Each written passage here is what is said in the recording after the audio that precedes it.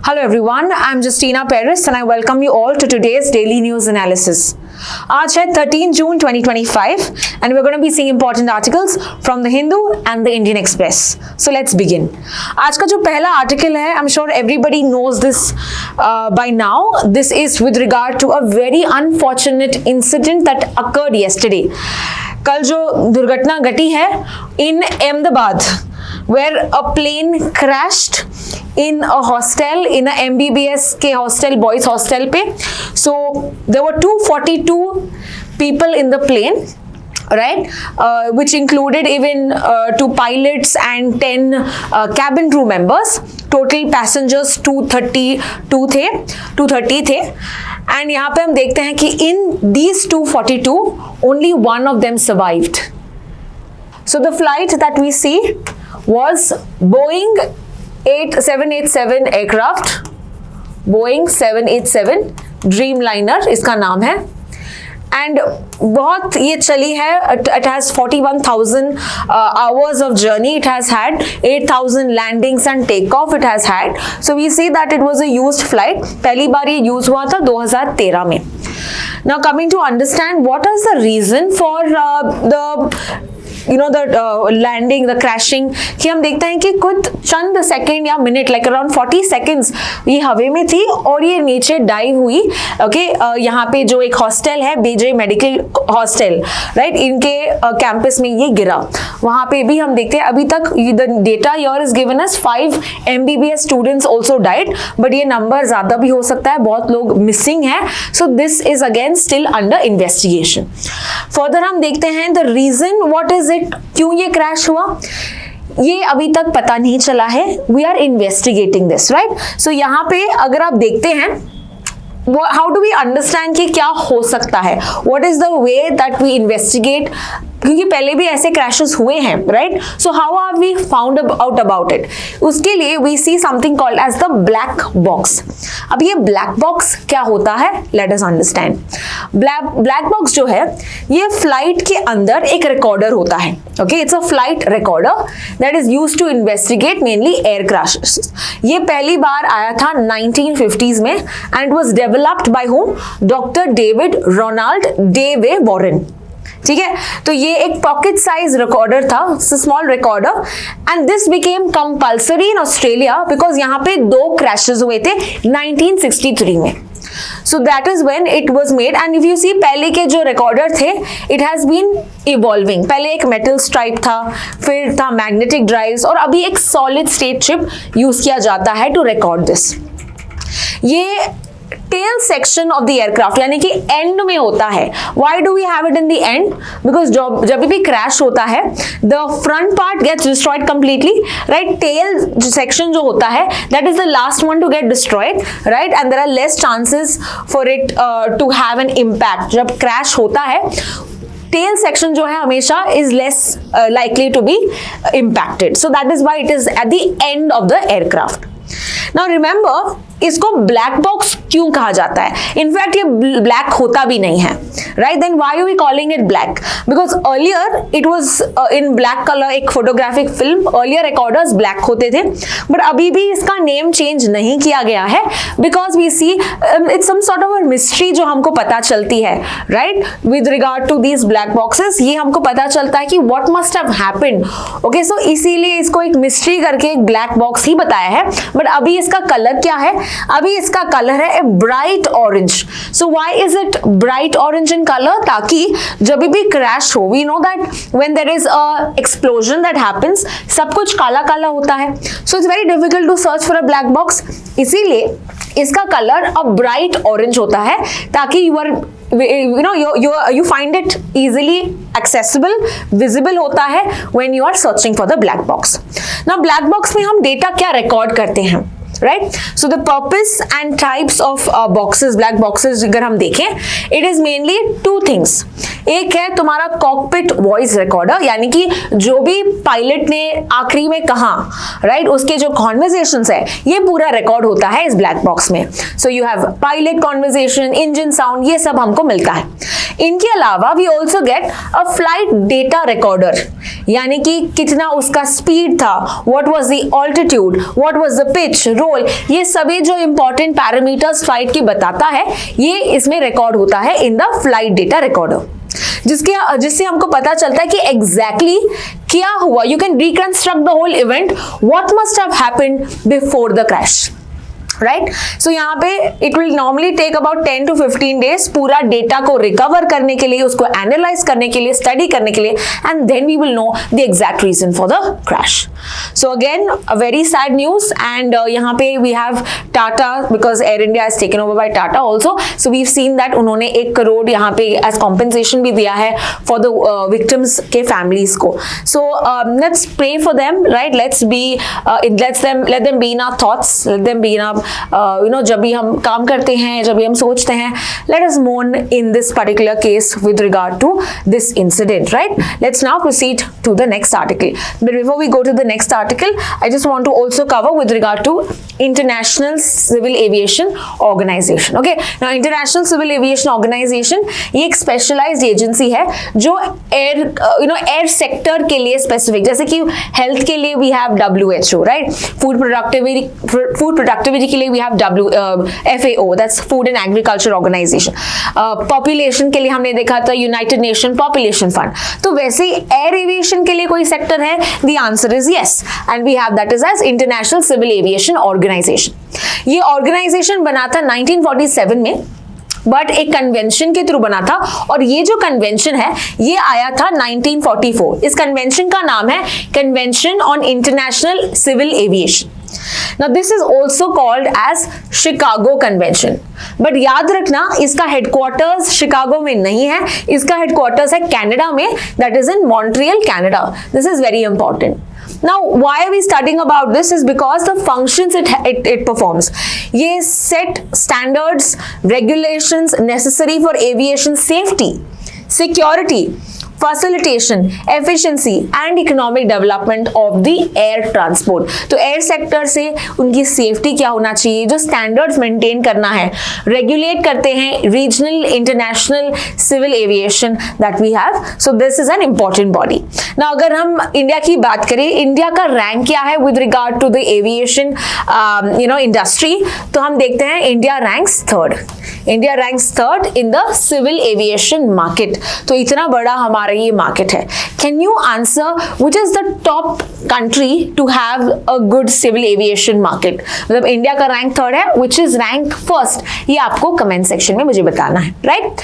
Let's now proceed to the next article, and this is with regard to a very important index. Now index जब भी आते हैं, what are the important facts that you need to understand? तो पहले आपको याद रखना है जो भी इंडेक्स है, जो भी रिपोर्ट है, ये कौन पब्लिश करता है. So the first thing that you need to remember is who publishes it.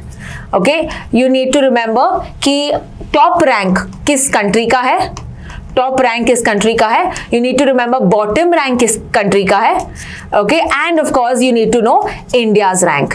Okay, so these are some important facts you need to remember. Further आपको ये भी पता होना चाहिए, sometimes they give some important parameters, right. कोई important dimensions होता है, यानी कि 3 चीजें पे ये फोकस करता है, राइट. तो समटाइम्स पैरामीटर्स पूछ भी सकते हैं, तो आपको ये सब चीजों का ध्यान रखना है जब भी आप कोई रिपोर्ट या इंडेक्स पढ़ते हैं. जो रिपोर्ट और इंडेक्स पब्लिश करते हैं, if it is an important body like World Bank, you need to know some basics about it. ठीक है, so let's now proceed to understanding about what is the name of the report. The report का नाम यहाँ पे हम देखते हैं, it is Global Gender Gap Report. Global Gender Gap Report. So basically what is it giving us, what idea do you get from this? यानी कि male and female का जो गैप है ये हमको बताता है इस पर्टिकुलर रिपोर्ट. तो कौन से कंट्री में ये गैप एकदम नहीं है, बहुत कम है, वो कंट्री अच्छी है. अगर मेल और फीमेल में गैप बहुत ज्यादा है तो वो कंट्री का रैंक कम होगा, राइट. वो यानी कि वो कंट्री बॉटम पे हो सकती है. So let's now see what is India's rank, what is the gap that we have, let us understand. तो ये जो ग्लोबल जेंडर गैप रिपोर्ट है ये पब्लिश किया गया है by the World Economic Forum. So let's first understand what is the World Economic Forum. World Economic Forum एक international non governmental organisation है जो चाहती है public private partnership, it requires a cooperation. So ये क्या करती है, ये मीटिंग्स कंडक्ट करती है, फोरम्स कंडक्ट करती है, ताकि जो भी अकेडमिशियंस हैं, साइंटिस्ट हैं, पॉलिसी मेकर्स हैं, ये साथ में आके वर्ल्ड में डेवलपमेंट लेके आ सके, राइट। सो इनका हर साल एक मीटिंग होता है in a place called Davos. Okay, Davos कहाँ पे है? Davos is in Switzerland. So every year in January is where they have the Davos agenda or the Davos meeting. ठीक है, so this is called as the annual meetings of the World Economic Forum. ये बनी थी 1971 जनवरी में ही by a German economist and a engineer जिनका नाम है Klaus Schwab. So he is the founder of the World Economic Forum and he started it in 1971. इसका जो headquarters है, it is in a place called Cologne in Geneva, Switzerland. Cologne in place called Geneva, Switzerland. Okay. So as I said, political, business, cultural, बहुत सारे leaders यहाँ पे आ जाते हैं साथ मिलकर. They discuss about the challenges about the industry and so on. Right? So ये था with regard to Davos World Economic Forum. Now let's come understand what is given in the global gender gap report. यहाँ पे जो 4 parameters ये discuss करते हैं, ये आपको याद रखना है, which is it economic participation, opportunity, educational attainment, health and survival and political empowerment. So let's make it very easier. एक है एजुकेशन, दूसरा है हेल्थ, तीसरा है पॉलिटिक्स में क्या है महिलाओं का रोल, महिलाओं का participation, women participation in political Arena, and third in jobs यानी कि इकोनॉमिक पार्टिसिपेशन। सो एक है लेबर फोर्स, एक है पॉलिटिकल केस में, एक है एजुकेशन में और हेल्थ में वुमेन और मेन का क्या डिफरेंस है, क्या गैप है, ये रिपोर्ट देखती है। Easy to remember. Let's now see what is India's rank and which are the countries that are coming in top 5. Okay. So firstly, global अगर हम बात करें, यहाँ पे बताया गया है कि global gender gap close to 68%. This is the strongest annual improvement since COVID-19. तो हम गैप अगर देख रहे हैं कितना एवरेज की बात करें, it is a 68% gap. This is the average, global average. ठीक है, कोई कंट्री का नहीं है, ग्लोबल एवरेज है. सो अगर हम चाहते हैं कि ये गैप बंद हो, कितने साल लगेंगे? यहाँ पे लगेंगे 123 ईयर्स. अगर हम करंट रेट पे अगर हम देखते हैं, it is going to take 123 years to close the gap. Okay, यानी कि men and women to get it on a equal footing. Top countries that we see which are doing very well in gender gap is Iceland. और ये ताजुब की बात नहीं है, because 16 years के लिए, 16 कॉन्सिक्यूटिव ईयर के लिए ये हमेशा हाईएस्ट रह चुकी है. So very good gender gap parity that we C in Iceland. इनके अलावा we have Finland, Norway, UK and New Zealand. ये 5 कंट्रीज हैं. Okay, now if you want to C which are the top 10, यहाँ पे article में भी बताया है, यानी कि द हिंदू में ये बताया है. न्यूजीलैंड के अलावा Sweden, Moldova, Namibia, Germany and Ireland ये टॉप 10 में आते हैं. Now coming to understand India and हमारे नेबर्स का क्या स्कोर है. इंडिया का स्कोर यहाँ पे है 131. नाउ अगेन पिछले साल का अगर हम कंपेयर करें, यानी 2024 का अगर हम कंपेयर करें, हैव वी इम्प्रूव्ड और have we gone bad? The answer is we have gone bad, because last year था हमारा रैंक 129, कंट्रीज 146 थे, अभी कंट्रीज है 148. तो यहाँ पे अगर हम एवरेज की बात करें, तो जेंडर गैप की बात करें, हमारा स्कोर है 64%. हमारा जो पैरिटी स्कोर है इट इज 64.1%. और अगर हम अपने नेबर्स के साथ यहाँ पे कंपेयर करें, we are one of the lowest ranked in South Asia, यानी हमने अच्छे से परफॉर्म नहीं किया है. कौन से कंट्री ने बहुत अच्छा परफॉर्म किया इन एशिया की बात करें, साउथ एशिया की बात करें, then Bangladesh has performed very well. It's the best performer in the region और 24 इसका रैंक है, 24. ठीक है. Now other countries like Nepal is 125, Sri Lanka बस हमारे एक स्लॉट ऊपर है जिस 130 पे, भूटान इज डूइंग वेल 119 पे है, मालदीव्स इज 138. लेकिन हमारा जो नेबर है जो हमको देखना है, यस पाकिस्तान। पाकिस्तान यहाँ पे हमको बहुत खुशी हुई है because Pakistan is last in the ranking. Pakistan का यहाँ पे रैंक है 148, द लास्ट, क्योंकि 148 कंट्रीज हैं, इनको रैंक मिला है द लास्ट वन 148। ओके, तो इंडिया से तो मतलब हम तो यहाँ पे खुश है कि ठीक है पाकिस्तान से ज्यादा मिला है, बट हमारा स्कोर इतना भी अच्छा नहीं है। नाउ यहाँ पे क्वेश्चन हो सकता है आपको कि यार हमारा स्कोर इतना कम क्यों है, and one major problem with this is because of the political you can say the empowerment.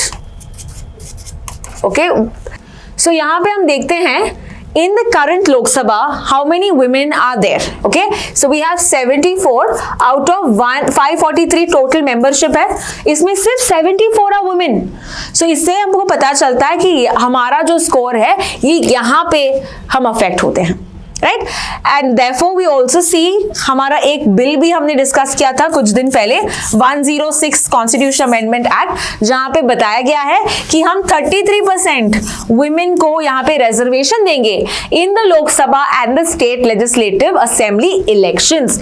तो इससे हमारा स्कोर प्रोबेबली इंप्रूव होगा in the global gender gap, right. So let's now proceed to understanding the next article.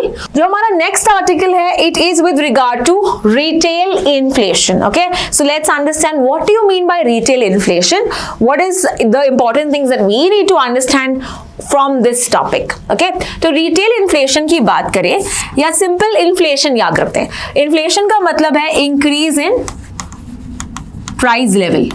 मतलब मान लो कि ये pen जो है आज 100 रुपए है, कल इसका पेन का जो रकम है इट इज 120 रुपीज, यानी कि ये पेन की जो रेट है ये बढ़ गई है। सो general price rise among the goods, इसका जब ये बढ़ जाता है, कॉस्ट बढ़ जाता है, इसको हम बोलते हैं इन्फ्लेशन। नाउ इन्फ्लेशन क्यों होता है? It is because we see there is an increase in the demand. ठीक है, डिमांड कर रहे हैं लोग, फर्दर यहाँ पे सप्लाई जो है लिमिटेड होती है, राइट। तो डिमांड ज्यादा, यानी लोगों के पास पैसे आ गए हैं तो ये डिमांड करने लगे हैं, जिसके कारण यहाँ पे गुड्स जो है ये महंगे होंगे, बिकॉज गुड्स जो है ये लिमिटेड होते हैं, goods are limited and people are demanding more because they have more money, right. So this is the case why we see there is a price rise. तो अभी हम देखते हैं क्या ये बढ़ा है, ये क्या ये कम हुआ है। अगर आप देखते हो टॉपिक बताते हैं कि retail inflation eases to a 6-year low of 2.8, यानी कि यहाँ पे इन्फ्लेशन कम हो रहा है is what they are saying. अभी इन्फ्लेशन कितना होना चाहिए, इन्फ्लेशन कितना होना चाहिए? इन्फ्लेशन जो है ज्यादा भी हुआ तो भी प्रॉब्लम होता है बिकॉज चीजें महंगी होती है, राइट। बट अगर कम हुआ तो यहाँ पे क्या होता है, हमारी जो इकोनॉमी है ये ठप हो जाती है, मतलब ग्रोथ नहीं होगा, लोग डिमांड ही नहीं करते हैं, यानी कि कोई पेन्स ही नहीं बनाएगा, कोई सप्लाई नहीं करेगा बिकॉज खरीदने वाला कोई नहीं है। So therefore we see economy के लिए बैड होता है जब इन्फ्लेशन और भी कम होता है, यानी कि ऑपोजिट ऑफ इन्फ्लेशन क्या होता है? Opposite of inflation is deflation. So inflation भी बुरा है, डिफ्लेशन भी बुरा है। तो अच्छा क्या है? अच्छा है जब बीच में होता है, यानी कि अगर 2 से 6% के बीच इन्फ्लेशन होता है देन एवरीथिंग इज फाइन, यानी कि 2% से अगर कम होता है दैट इज बैड, 6% से ज्यादा अगर महंगाई बढ़ती है, मान लो कि this pen is 100 rupees and it is now 107, it's more than 6%, yes that means it is bad, but 100 का अगर 97 भी हुआ वो भी बैड है। So something between 102 to 100 and between 98 and 106 it's absolutely fine। और अभी कितना है इन्फ्लेशन? अभी यहाँ पे हम देखते हैं it has eased to 2.8%। Okay, now when you talk about retail inflation, what are we discussing? What is retail in this? Retail यहाँ पे है with regard to the consumer level. Consumer level जो goods होता है, यानी कि जो आप food रहते हो, vegetables, right? So whatever we are using on a day-to-day basis, उसको बोलते हैं retail inflation।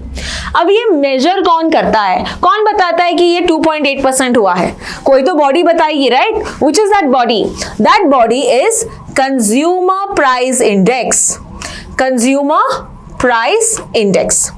तो कंज्यूमर प्राइस इंडेक्स की अगर हम बात करें, इसको CPI कहते हैं, जो चेक करता है the rise in inflation, right, rise in price level in goods and services, right, goods and services में price level बताता है।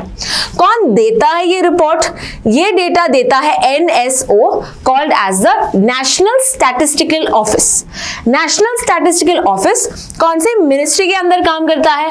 This works under the Ministry of Statistics and Program Implementation। Ministry of Statistics and Program Implementation। A question to you, who is currently the Minister of Statistics and Program Implementation? Minister कौन है ये आपको मुझे comment section में बताना है। तो ये पूरा आर्टिकल हमने देखा इन्फ्लेशन के बारे में, what should be the adequate inflation, यानी 2 से 6% के बीच में, and you normally write this as 4 plus minus 2%। हम नॉर्मली इकोनॉमिक्स में ऐसे लिखते हैं 4 प्लस, यानी कि 4 प्लस 2 6 एंड 4 माइनस 2 इज 2, यानी 2 से 6% के बीच में होना चाहिए इन्फ्लेशन, राइट। तो this is that we see it has fallen down. और ये जो सीपीआई जो डेटा भी देता है ये हमको हर महीने मिलता है। So do you have to remember monthly data? Do you remember CPI? The answer is no, you don't have to remember what is the data because this will keep changing every month, right. But you should know the concepts of inflation, deflation, what should be the adequate, who gives this data, ये सब तुमको पता होना चाहिए। Clear? Let's now proceed to understanding the next article. अगला जो article है it is, we've already discussed this, but वापस से आज न्यूज़पेपर में आया है। So let us quickly see some important और recap करते हैं, क्योंकि मुझे पता है कुछ दिन आप देखते हो, कुछ दिन आप नहीं देखते हो। So let me just discuss this with you once again. Okay? तो G7 का समिट होगा। G7 जो है it is group of 7 which consist of countries like UK, US, France, Canada, Italy,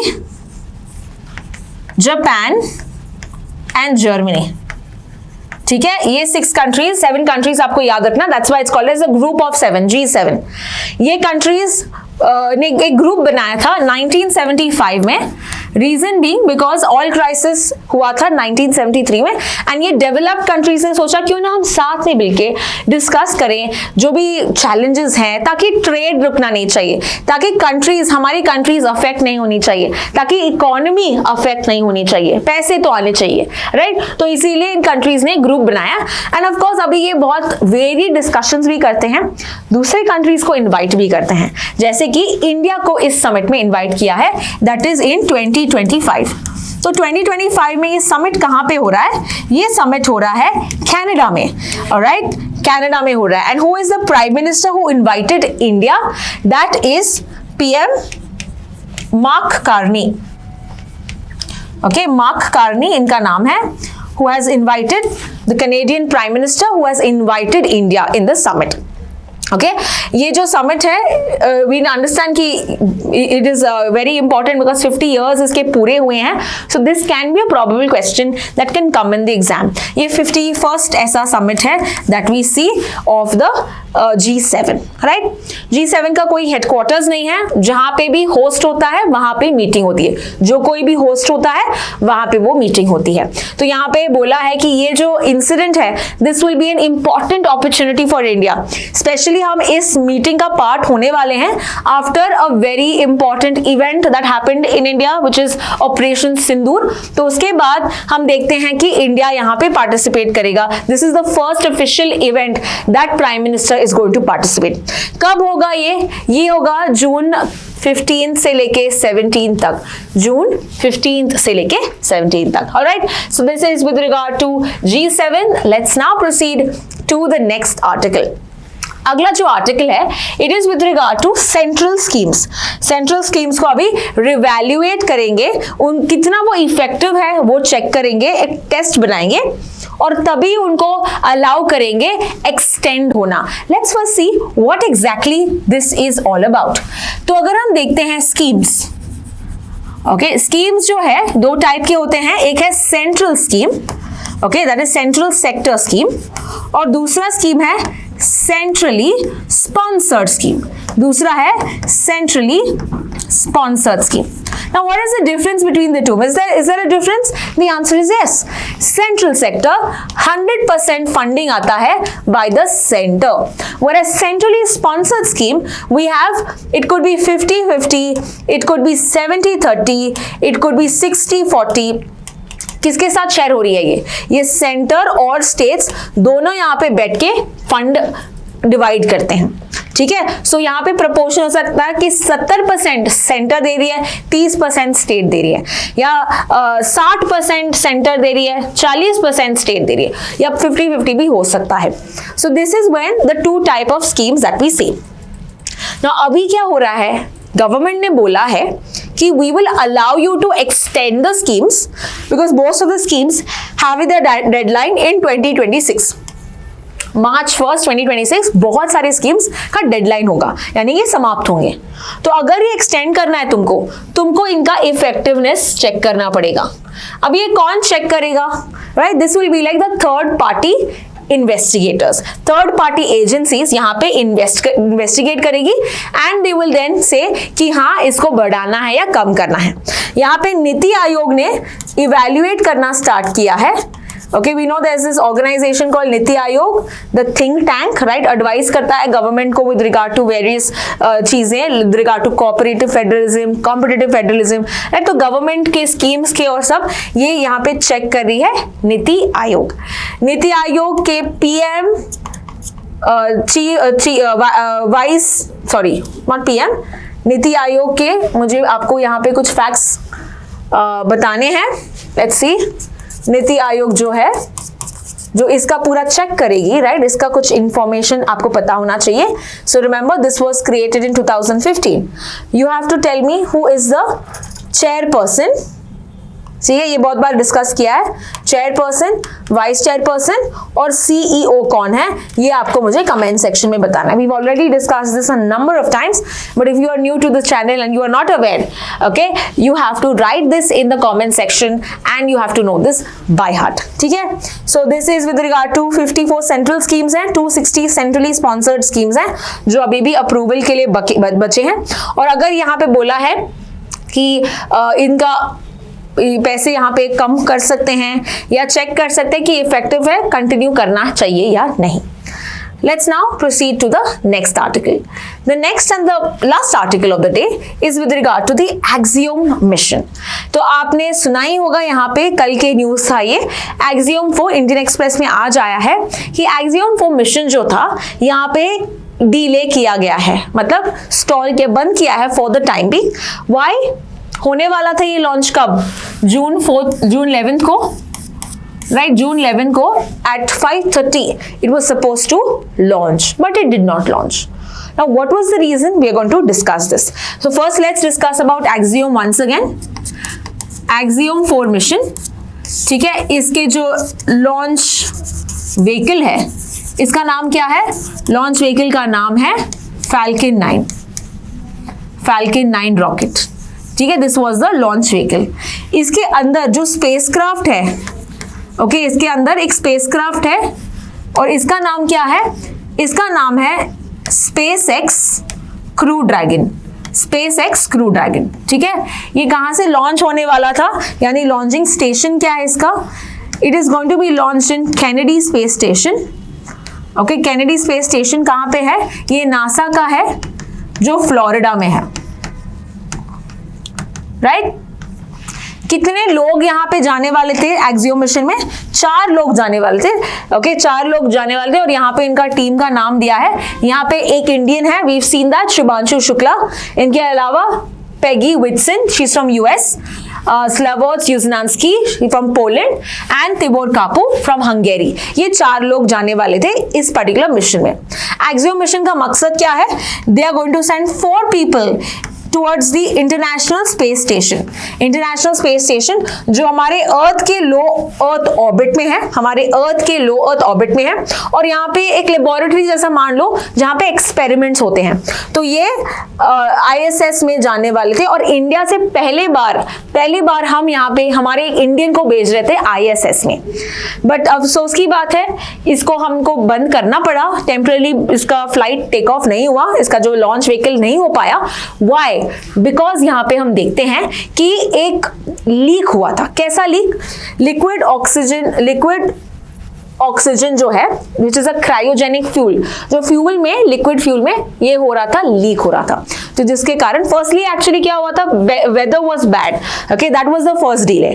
तो मौसम खराब हुआ। सेकंड क्या हुआ, यहाँ पे एक लीकेज हुआ था एंड उसके लिए यहाँ पे डिले किया है। कब तक डिले किया है, we don't know. So when it happens, it will happen and we are going to keep check on this.